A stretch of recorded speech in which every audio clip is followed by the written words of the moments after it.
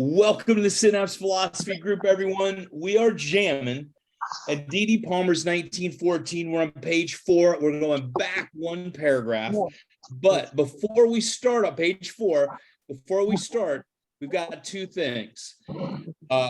Dr. Barry's got a really interesting article that I'm absolutely thrilled about that he dug up, and I'd never seen it before, okay?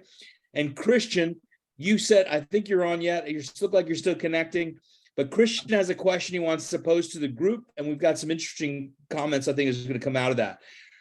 Barry, I'm ready when you are, if you want to read that article.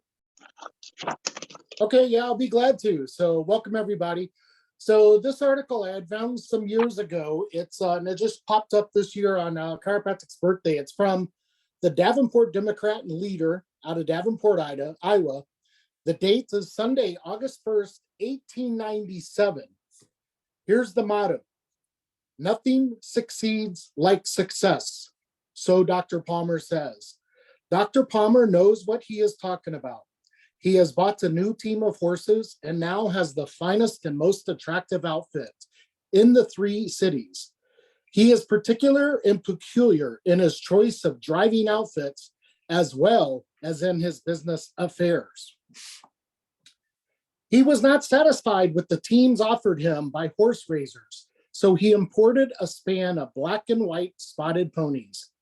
They only weigh 1,200 pounds together, are full brothers, and as pretty as can be found.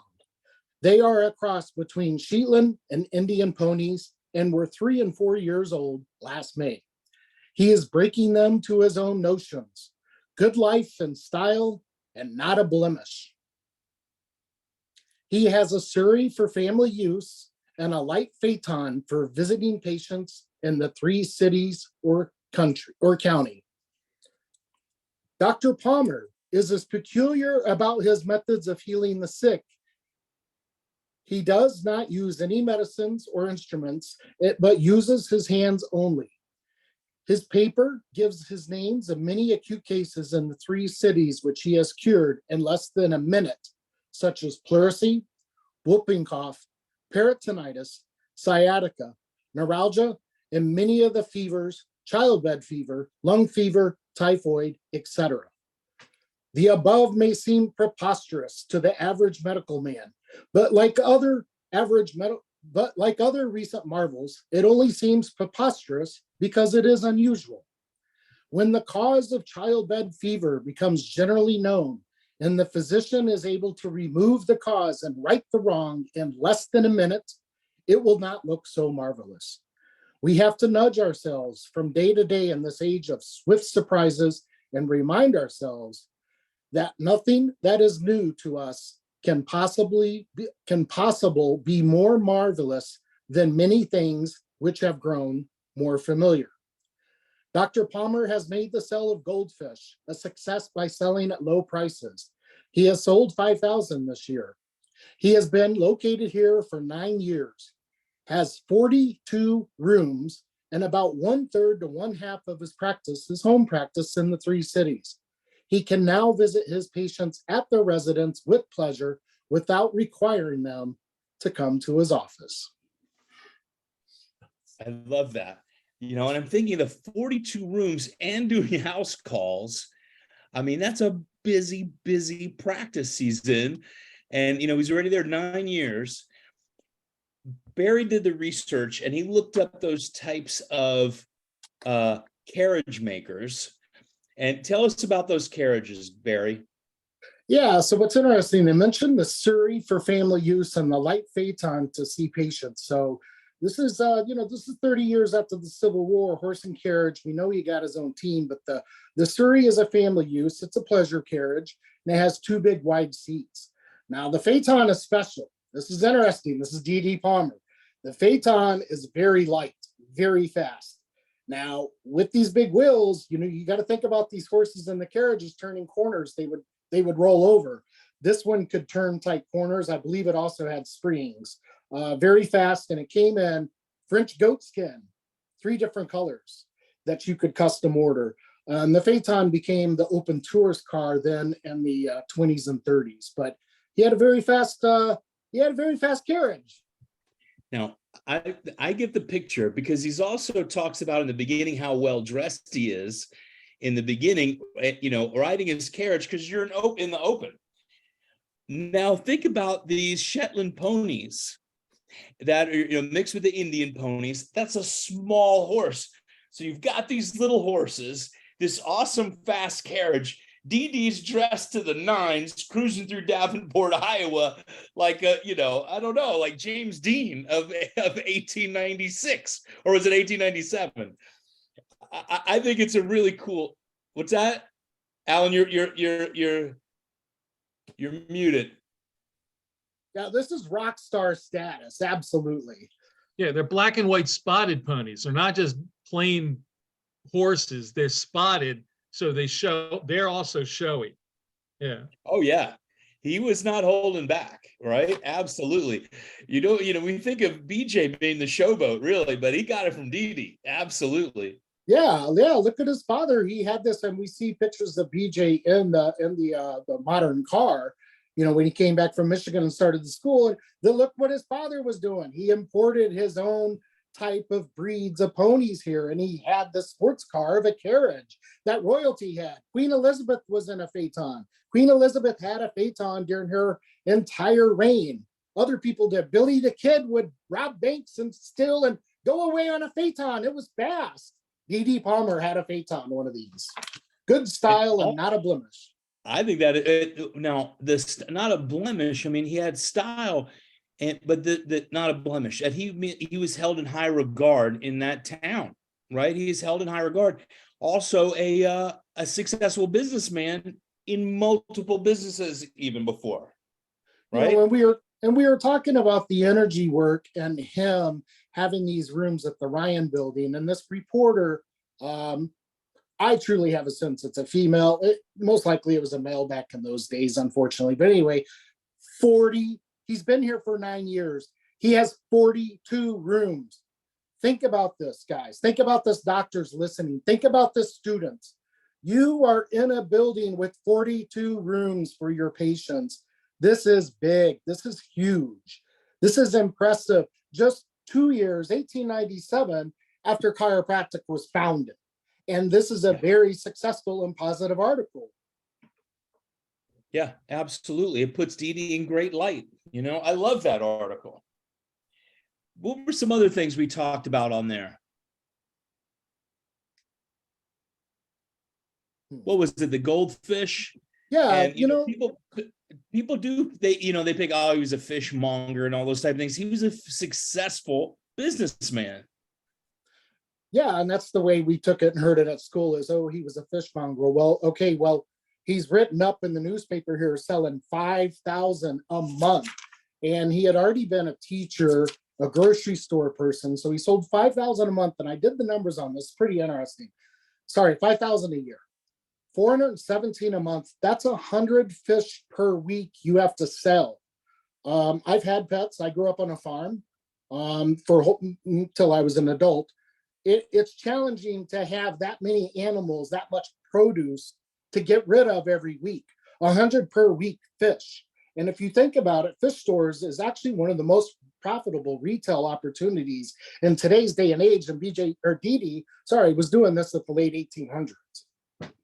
Shipping them. This is before Amazon. He was shipping them, had to advertise them and ship them. This is before Amazon, the United States Postal Service, the gas engine, like, this guy, literally, we are looking at a genius here in many, many areas of life, many avenues. Yeah, amazing. I love that article. And what was it? It was in the Davenport Telegraph. What's the name of the article? The Davenport Democrat and Leader, August 1st, 1897. And this is when I had a subscription to newspapers.com. You could pay and do research with names and yes. Very cool. Amazing. What's that? Oh, there you go. There's a phaeton. Okay, Christian, you on there with us? Yes, I'm listening. Okay, so you had a question. Do you want to talk about that now, or you want to talk about it later? I think we can discuss it a bit later, but before the question, it would be interesting if, well, maybe we can do it right now. During the week, I had a question about universal intelligence and how, and my question was if universal intelligence can have interference. And what's your thought? Anybody have any thoughts on that? Can anything interfere with universal intelligence? Now you brought up one of the principles, principle 12, didn't you? Yes, I did. Christian? Which I'm getting to right now.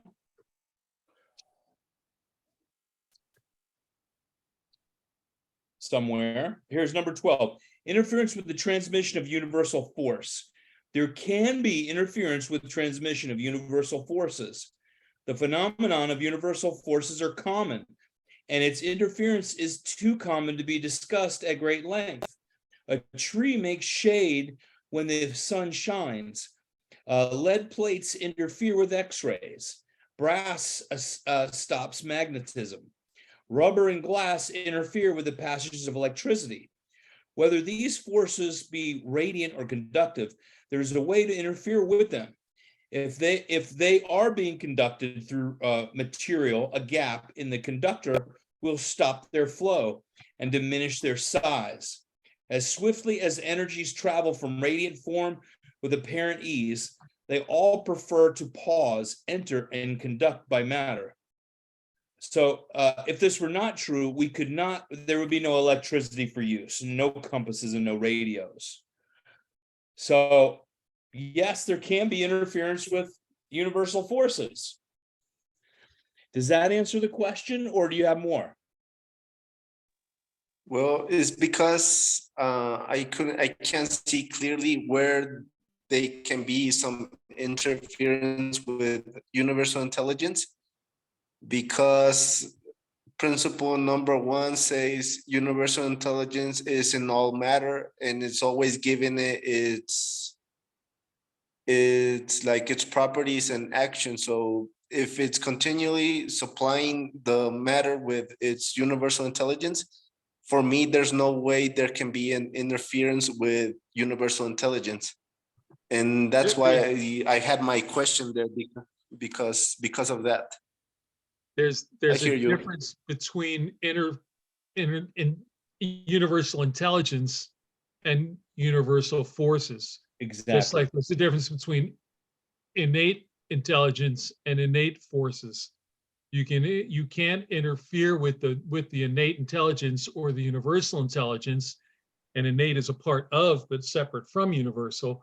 But you can interfere with the forces that are generated by the two that are then transmitted, so that just like a subluxation can interfere with the transmission of innate forces in the body and cause a problem in the body, you can interfere with universal forces, because universal forces are unsolicitous and other things. And so the innate in a tree may create leaves that create shade that may have the purpose of allowing the tree to survive. Or a better example of that would be, if you've ever seen trees that grow along near the ocean, they all lean away from the ocean because there's breezes and winds that come in and blow them, and they distort, but they survive because they're adapting to the universal forces, because the innate intelligence in them adapts to the innate universal forces that come into them to allow their survival. I mean, a universal force, and we have like chemical bonds, they can be broken.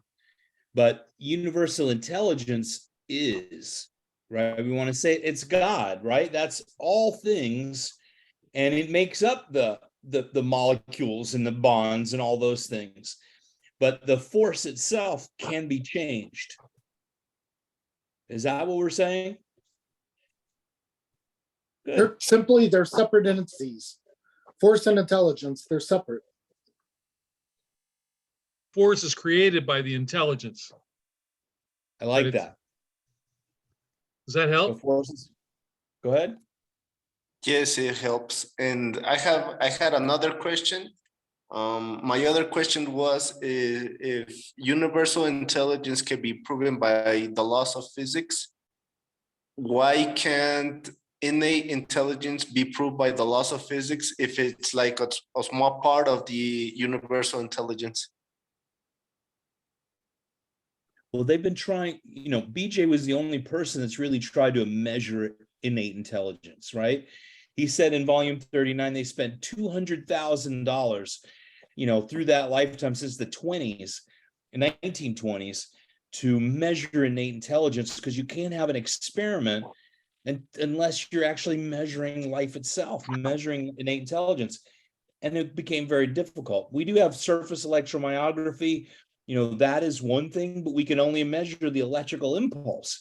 That's why I call the nerve system God's internet, right? That's life in the body. It's far more superior than what our little educated minds can understand, because it's the creation of life. We don't really know how it does that, but we can learn a little bit of biochemistry and understand a slight bit of digestion, but we don't know how to make life itself, and we don't know how to measure that really. So I think it's just such a more, is it theological? It's philosophical and physiological. Go ahead. Christian, you're in school, right? Yes. So when I was in school, I was told this, however, it's going to be challenging for you. I know, well, I've been there. It's challenging to tell your professors and your fellow peers this, but it's like gravity. We could prove the effects of gravity. We could prove the existence of gravity. However, we can't capture gravity. Innate intelligence is the exact same thing.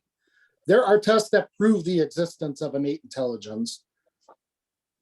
There are tests that prove the existence of gravity. So the scientific world accepts that. So this is just a challenge that happens in school. Which, seriously, when you're out in real life and in practice, Haig and Alan and Carol and everybody else can say this. Your practice members, your patients don't question this. They hear you and know there's a power source. If you're going to be philosophical and principled, there's a power source flowing from your brain to body trying to be expressed, and it'll be interfered with. And when you tell the chiropractic story, they get it, they know it. And when you give them analogies, they get it. They're not going to argue with you. This happens, unfortunately, only in school. And you need to ask the good questions now and ask them in groups like this to help you understand them. So that you can have that confidence when you're talking to your practice members and be able to say, I know that I know that I know. I have some people hit me up with some deep philosophical questions sometimes, though, in the office, like, wow, I think I need to think about that a little bit. But you know what? Go ahead, Barry. Yeah, you know what, Christian, I just coincidentally, 25 years ago today, I graduated from chiropractic school, and I was thinking, listening to your questions, amazing questions, great job, in answering them, I was thinking, what would I do today? Today, I'd tell them, and this is why I said this in answering your question, I'd sort of tell the people, hey, this is what other doctors, this is what exists, like gravity, right? And innate intelligence, we know it's there, but if a student's trying to challenge you, Christian, try to show us prove it to us. You talk about DD and BJ, these are old people, try to prove it to us. You can also just be like, chill, man, just look at gravity. It's there, science has proved it. It's in our theory, same thing with speed of light, although those are being challenged now with new science and new theories. And just move on, next. I would just move on. Just about gravity, they're saying gravity, they're unable to really understand gravity. So they say, well, it must be because it's distributed through the multiverse. And, because it's okay, we can't figure it out because it's beyond our perception. Same with God, same with universal intelligence. That's why we have to dumb it down for ourselves right now. Okay. Dee Dee's trying to give it to us in this moment. I'm ready for it. Are you guys ready? I said I'm going back just one paragraph, and it's only 4 lines anyway. But chiropractic literature, page 4, chiropractic literature makes use of such technical terms as are calculated to enlighten mankind in regard to universal intelligence, which the Christian world has seen fit to acknowledge as God. It enables its disciples to recognize the above facts and teach them how to adjust their lives accordingly. this is where he's saying in technical terms and trying to put it into, anthropomorphize this amazing thing, that the omnipotent, the omnipresent, as such technical terms as are calculated to enlighten mankind in regards to universal intelligence. He's just saying we're using technical terms to try and make it understandable for the best that we can. That's the way I read that. What about you guys? Yeah. All right. Well, this is a discussion today. Let's talk about it a little bit. We'll move to the next paragraph. All right. And the next paragraph says, which is casual, weighty. huh? It's a weighty paragraph coming up. I know it is. That's why I went back one before starting it, really, right? The casual thinker is obliged to admit that the universe is composed of intelligence and matter, okay?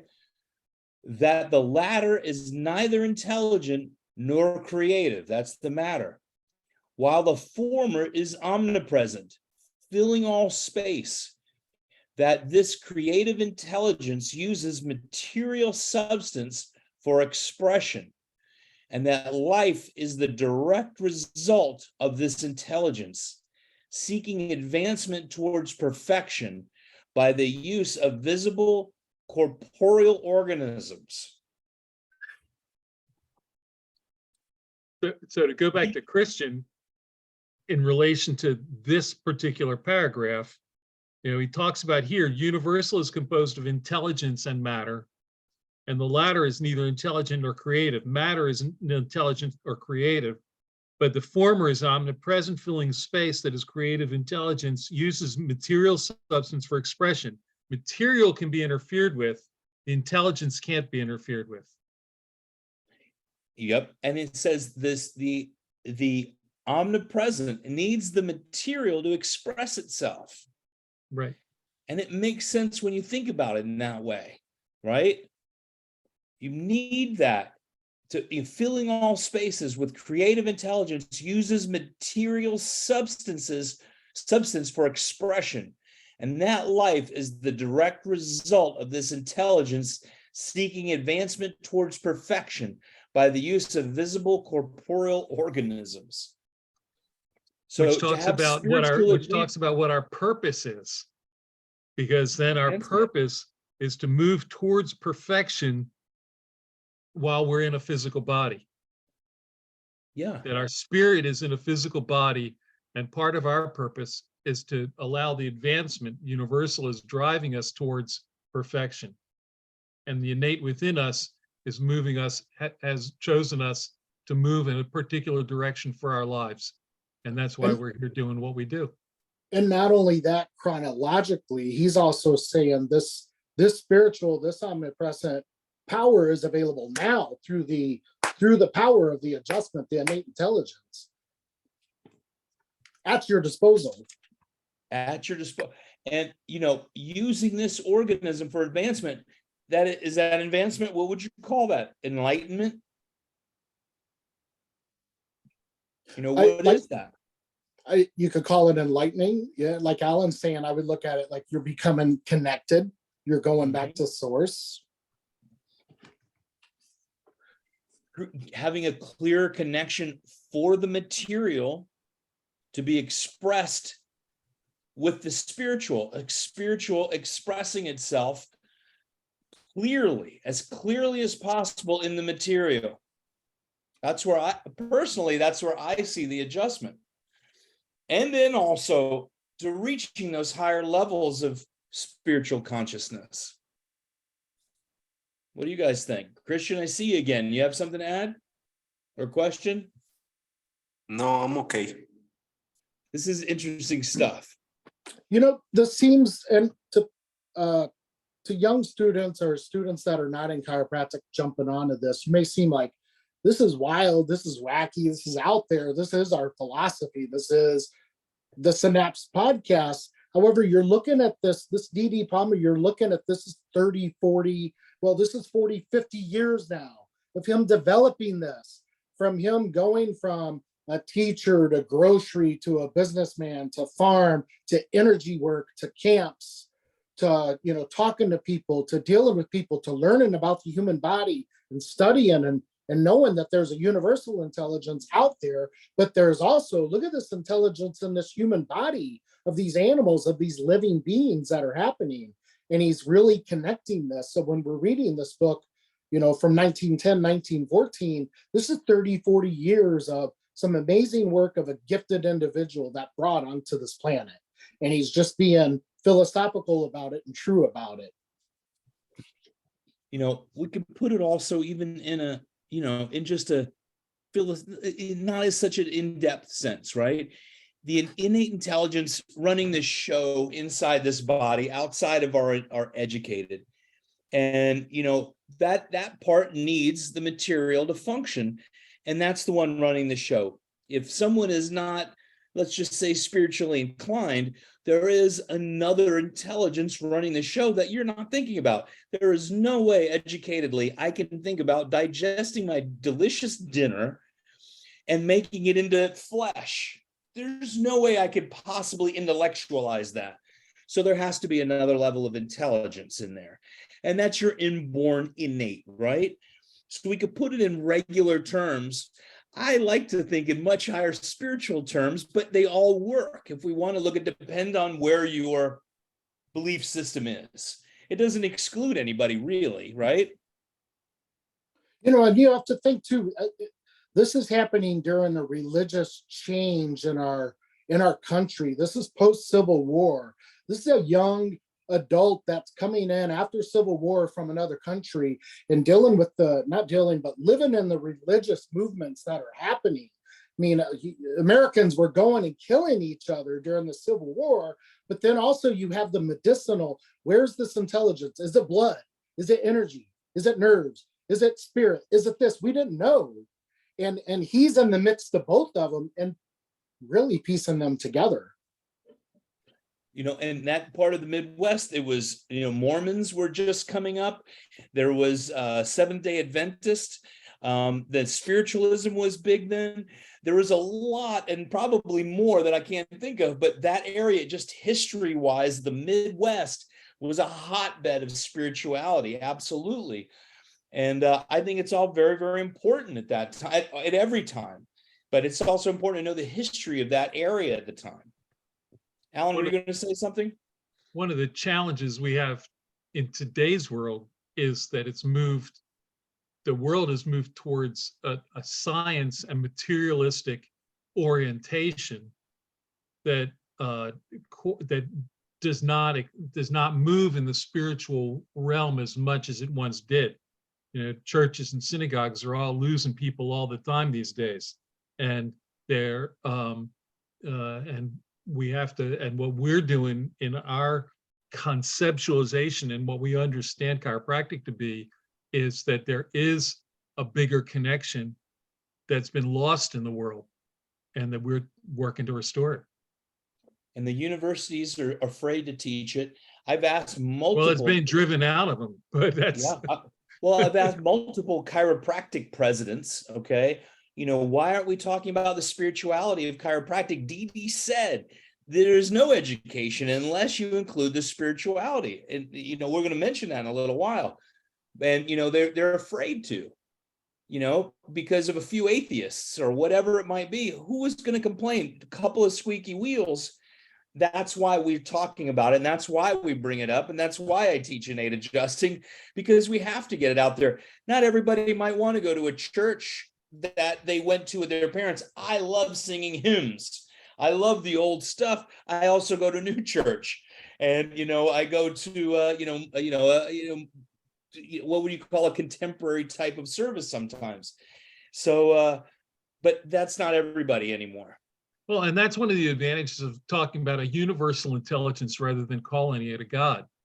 If you're going to talk about an atheist, they can talk about a universal intelligence and not deal with it as a God figure. There are issues that are raised because of what we're trained to think of as a God. So there's another thought in there, but I'm going to let that go for a minute rather than ramble. I spent a lot of my life around atheists, and I have usually they like a debate, and it doesn't upset people just because we say it. We're just afraid of hurting people's feelings most of the time. And I think that's, holding back. There's no point holding back anymore. Barry, you had something to say. Yeah, I think this is written from him at a time. His challenges were against the stills, the casters. The casters was the magnetic healers. The stills were the osteopaths. This was literally the wild, wild west of, quote, medicine, healthcare in America. And D.D. Palmer realized through his technique, through his energy, and now through his philosophy of getting it, he is the founder of chiropractic, the fountainhead. He is at Davenport, Iowa. Like all of a sudden he's realizing it, and he's expressing this to us. He's laying this out here, and he talks about this. The reason why he sought this was he wanted to find out why one person would get ill and get sick sitting at the same table in the house, or sitting at the same place at a factory, at a workshop, and would get ill, but the other person wouldn't. What was that? This was his journey. Yeah, trying to explain, human phenomena, right? That's what everybody's really trying to do at that. Not everybody, but they were trying to do it at that time. And, he is digging deeper spiritually than I think any of these physical, everything you mentioned, from magnetic healing to chiropractic to osteopathy. He's digging deeper into the spiritual nature of things. And to me, that's where I really love listening to it or reading it. He's also giving us, it's our duty, as if you were serving at your spiritual level. That spirit is in each and every man and woman, and it is your duty to get out there and serve those people. I also, once you get through this chapter, I really feel like, thanks, Dee. I've got I feel like you're on my side, and, he's pushing us, said, fulfill your duty, go out and serve the people, as if it was your religion, And I think that's what I get out of even just the title. But it's where some people get hung up, right? That's why we're breaking it down. Well, he said it is a moral and religious duty. The one thing you said earlier, Haig, about religion is that, I think about religion is religions are like a rope, that they, at their core, even getting into chiropractic philosophy, the cores are all the same. The beliefs are all the same. They all have different dressings and different robes, and you put on different robes if you get, and you find the one that fits for you. You come from a Christian background, you live in that realm. I come from a Jewish background. I feel comfortable going to synagogue and using those prayers because they're comfortable for me from back in the day. But my chiropractic has certainly invaded and melded with my belief system and spirituality about as far as Judaism is concerned, and they've melded together. And I'm sure yours have melded with your Christian beliefs, and that's really the way this works for me. And it's like a robe, and you try different ones on, you see which one feels comfortable, and then you keep one that feels good, and then you move forward. That's a fantastic analogy, Alan. Thank you for that. That's excellent. Go ahead, Barry. You have something? Yeah, in Didi's death, he says this in death in 1913. The practice of chiropractic involved both a moral obligation and a religious duty. And it's not the religious duty as in innate's religious. It's in, Didi said, this came to me. This chiropractic is as old as the bones. This came to me. It happened to came to me, and now it's being presented to you. So it is our moral and religious duty, as in we are chosen here as chiropractors, as students, as whoever you are. This is your duty in this linkage of the system. This is because this is the way it is. This is the moral and religious duty. He's laying it out. You're blessed. This is it. You are a chiropractor. You are a chiropractic's future student.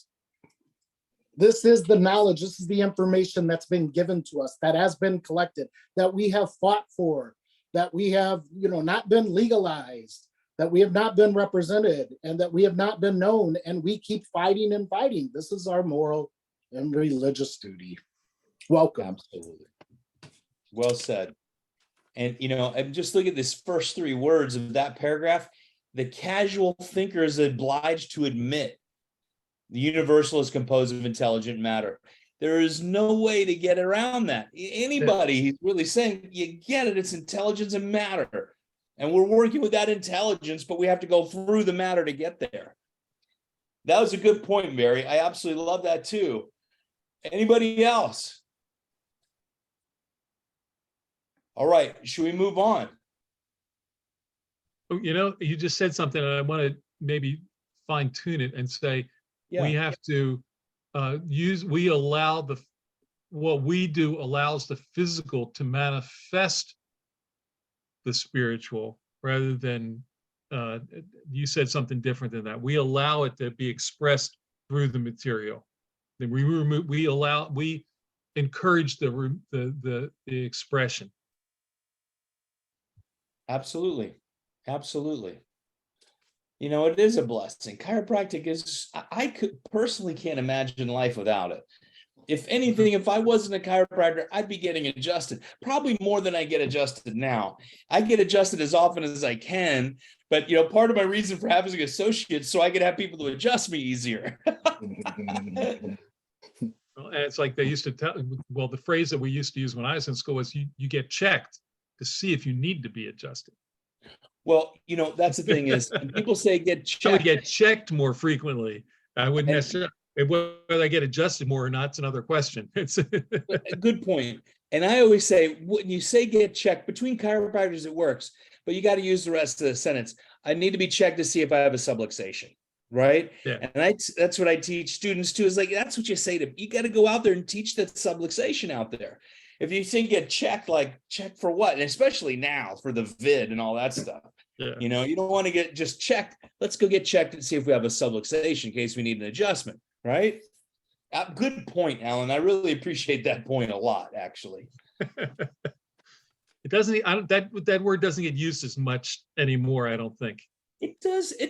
I hear it a lot. I hear it a lot from students. Okay. They say get checked. They do. And I'm happy about that too. And that's a good thing, right? Yes. Anyone else? Anybody have any input? This is what Synapse is supposed to be, right? This is what we're doing. We got to discuss it and break it down, gain wisdom from each other, right, Carol? Our PSC in the house. She hasn't been with us in a while. It's good to see you, Carol.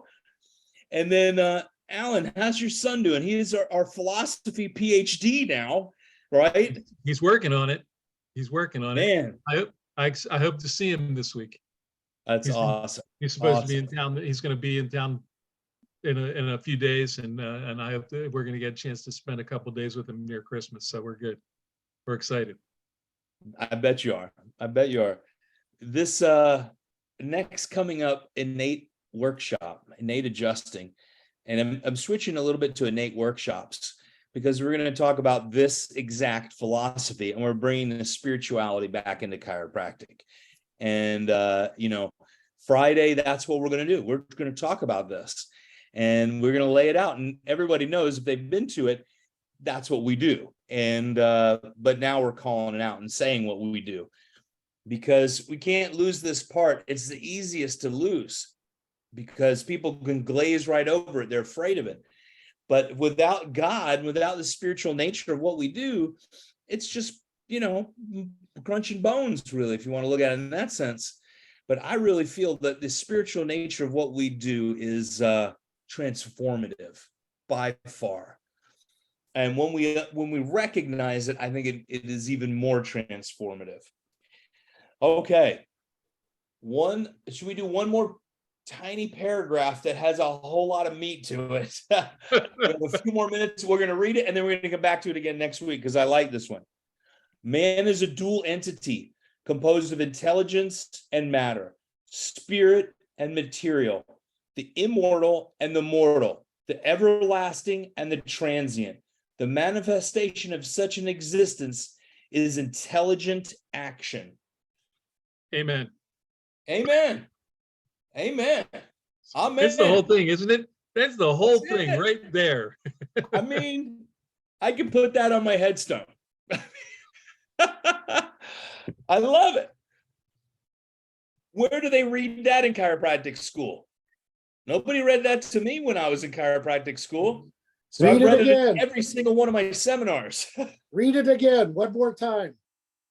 Man is a dual entity composed of intelligence and matter, spirit and material, the immortal and the mortal, the everlasting and the transient. The manifestation of such an existence is intelligent action.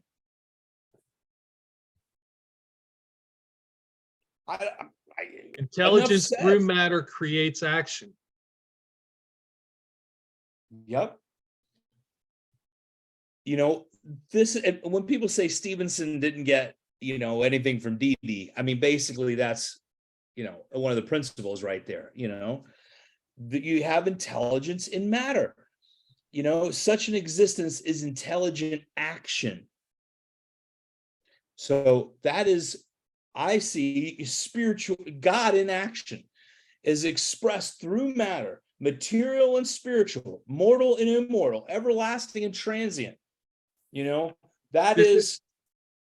There's a lot of what yin and yang here. And you've got the, and it's also interesting that it talks about immortal and mortal. And it's like, you've got the immortal innate intelligence in existing through a mortal body. And then you go on to think about the fact that everlasting and transient, the innate is everlasting, universal is everlasting. The particular meatball that we're, you know, mud pocket that we're living in is transient and goes away. But what is within us is immortal and everlasting. Yeah. Which is a beautiful thing to think about. Yeah. And changes your whole attitude about death, doesn't it?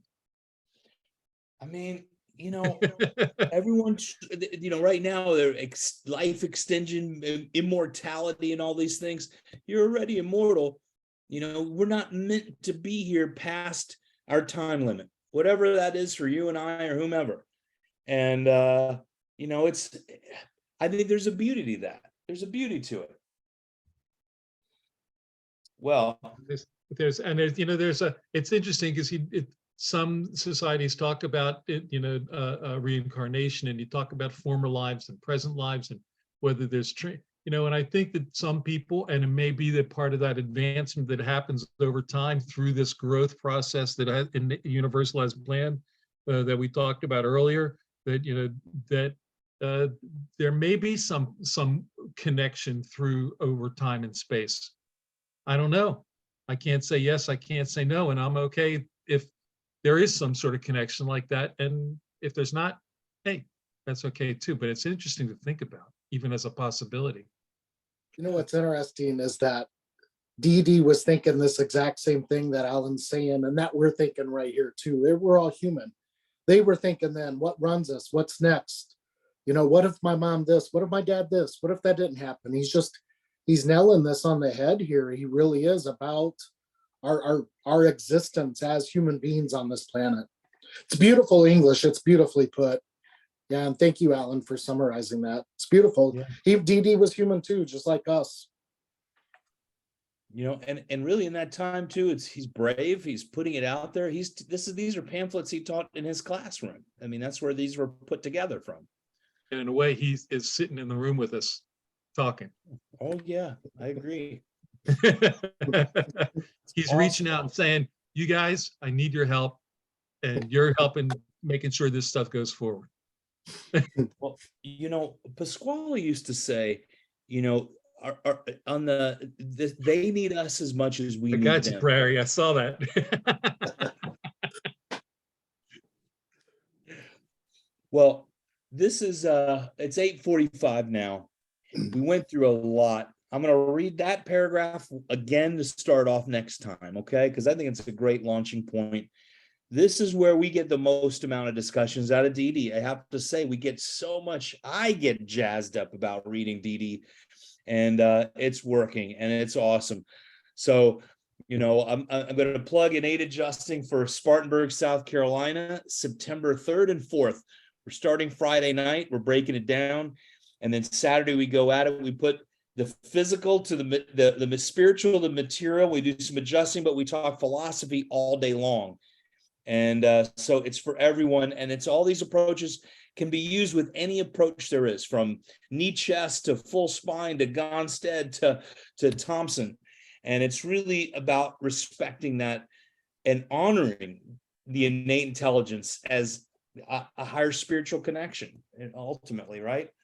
So I hope Before we everybody go, can come Christian, I out. want to make sure that you're good. And if have we touched anything, do you have any questions about anything we talked about tonight? Are you okay with what we've been talking about?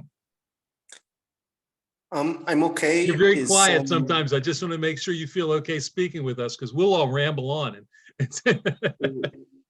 it's a bit heavy to understand what BJ is trying to teach us and what was his experience while trying to I don't have the word to say, while he was creating the art of chiropractic, but I mean it's just like his thoughts and everything. It's like some way he's trying to express what's a reality. There's nothing where he's like trying to make like a creation of a thought, but it's like just pure reality. There's nothing that can be added that can be proven. So I'm okay. I'm understanding okay. Sometimes it's not like I get lost a bit, but sometimes I don't have a thought to share with you guys, but I'm okay. Well, I just want to make sure you're comfortable and feel like you can join in anytime you want, brother. Yes, you know, thanks a lot, Alan.